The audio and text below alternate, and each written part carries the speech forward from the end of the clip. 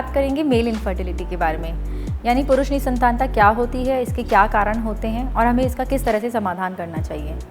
देखिए, जब भी कोई कपल प्रेगनेंसी के लिए कोशिश कर रहा है और 1 साल के अंदर उसे प्रेगनेंसी नहीं आ रही है, तो हमें फीमेल और मेल यानी दोनों के टेस्ट कराना बहुत ज़रूरी होता है। मेल में जो मुख्य टेस्ट हम करते हैं वो होता है उनका सीमन एनालिसिस, यानी पुरुष के वीर्य की जाँच। ऐसे में हम पुरुष को 3 से 5 दिन के एब्सटिनेंस के बाद बुलाते हैं और उनका सीमन सैंपल लेते हैं और उसको टेस्ट करते हैं। उसमें मुख्य रूप से हम 3 चीज़ें देखते हैं। सीमन में उनके स्पर्म का काउंट कितना है, उनकी मोटिलिटी कितनी है और उनकी मॉर्फोलॉजी कैसी है। अगर इनमें से किसी भी चीज़ में कमी आती है तो ऐसे कपल में प्रेगनेंसी पाने में समस्या हो सकती है। उनका जो काउंट है, अगर वो 15 मिलियन पर ml से कम आता है तो इसे हम ओलिगोस्पर्मिया कहते हैं। इसी तरह से स्पर्म की जो गतिशीलता है, अगर वो 32% से कम आती है तो इसे हम एस्थेनोस्पर्मिया कहते हैं। और अगर उनकी बनावट में 4% से ज़्यादा कमी है तो इसे हम टेराटोस्पर्मिया कहते हैं।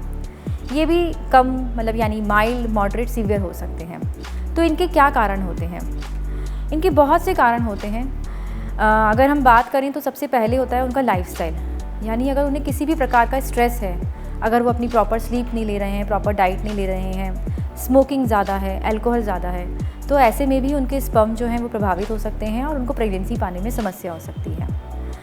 दूसरा कारण होता है उनका वातावरण। जिस वातावरण में वो काम करते हैं, अगर वहाँ का तापमान ज़्यादा है, जैसे कुछ फैक्ट्री में काम करते हैं, कुछ कोल फैक्ट्री होती है, लैपटॉप अपनी गोद में रख के काम करते हैं, तो वो भी उनके अंडकोश का तापमान बढ़ाता है और उनका स्पर्म जो है वो कम हो सकते हैं।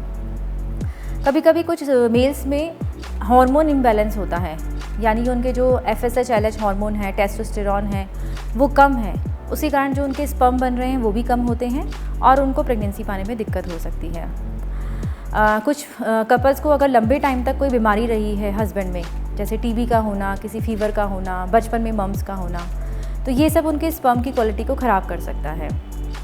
तो ऐसे में जब भी कपल हमारे पास आता है तो हम पहले उन्हें कारण को देखते हैं और फिर उसका ट्रीटमेंट करते हैं और उन्हें कुछ 3 महीने का एंटीऑक्सीडेंट देते हैं। उसके बाद हम उन्हें वापस बुलाते हैं और उनके सीमन एनालिसिस को रिपीट करते हैं।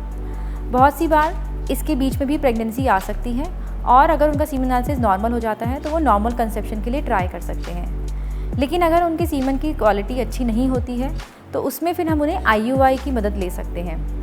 IUI में जब हम उसके सैंपल को वॉश करते हैं तो उसमें से जितने भी डेड और जो गतिशील शुक्राणु नहीं हैं उनको हटा देते हैं और अच्छे स्पर्म जो गतिशील हैं उनको ऊपर ले लेते हैं और उनको उनके यूट्रस के अंदर इंजेक्ट कर देते हैं और प्रेगनेंसी में हेल्प मिलती है। जो इसका और बेहतर इलाज होता है वो होता है IVF और ICSI, यानी कुछ मेल्स जिनके सीमन का स्पर्म की क्वालिटी बहुत कम है, जो IUI की मदद से भी प्रेगनेंसी नहीं पा रहे हैं, उनको IVF और ICSI का सहारा लेना चाहिए, क्योंकि उसमें हम माइक्रोस्कोप में देखकर एक अच्छा स्पर्म सेलेक्ट कर सकते हैं और उसकी सहायता से फिर प्रेगनेंसी आ सकती है। कुछ मेल्स में आपने सुना होगा कि एक समस्या होती है जिसे कहते हैं एज़ोस्पर्मिया। एज़ोस्पर्मिया मतलब शुक्राणुओं का निल होना। तो एज़ोस्पर्मिया मुख्य रूप से 2 प्रकार का होता है। एक होता है जिसमें स्पर्म तो हैं, यानी कि जो अंदर अंडकोश है उसमें कोशिकाएं स्पर्म तो बना रही हैं, लेकिन वो किसी भी कारणवश बाहर नहीं आ पा रहे हैं। यानी जिस पाइप है वो बहुत महीन पाइप होते हैं और बहुत सारे होते हैं। अगर किसी भी पाइप में ब्लॉकेज आ जाता है तो ऐसे में स्पर्म बाहर नहीं आ पाते हैं और सीमन एनालिसिस में निल स्पर्म रहते हैं। दूसरा कारण होता है कि पाइप तो सारे ठीक हैं, यानी कि किसी भी प्रकार से रुकावट नहीं है, लेकिन जो स्पर्म बनाने वाली कोशिका है वो बहुत कम है या वो नहीं है, इस कारण स्पर्म नहीं बन पा रहे हैं। तो एज़ोस्पर्मिया का जो ट्रीटमेंट है वो उसके कारण पर डिपेंड करता है। नॉर्मली अगर रुकावट है, यानी कि जो उसके पाइप है, जो मैंने आपको बताया बनावटी रूप से पाइप में कहीं ब्लॉकेज है, जिसे हम ऑब्स्ट्रक्टिव एज़ोस्पर्मिया कहते हैं, उसमें हम बायोप्सी, टीसा, टेसे, पीसा, इसकी मदद से स्पर्म को बाहर निकालते हैं, फिर IVF करते हैं और फिर उन्हें प्रेगनेंसी होती है। लेकिन अगर स्पर्म बनाने वाली कोशिका नहीं है, यानी कि उनके जो अंदर प्रोडक्शन है वही नहीं हो रहा है, तो ऐसे में कपल को बहुत बार डोनर स्पर्म का सहारा लेना पड़ता है।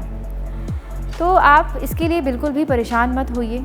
अगर कोई भी समस्या है तो अपने डॉक्टर से ज़रूर संपर्क करिए और उसका समाधान पाइए, ताकि सही टाइम पे प्रेगनेंसी आए।